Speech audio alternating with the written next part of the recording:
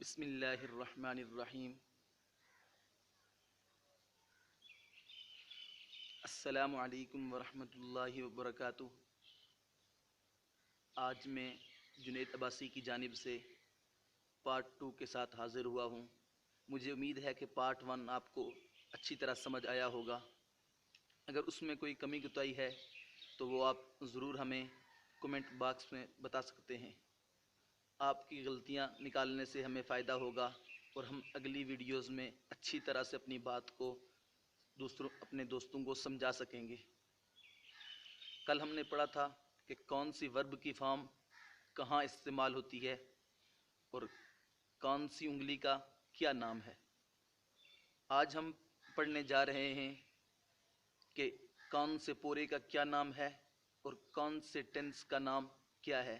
ان 12 پوروں پر 12 ٹینسوں کے نام کیسے فٹ کیے جا سکتے ہیں۔ تو چلیے شروع کرتے ہیں ویڈیو کو۔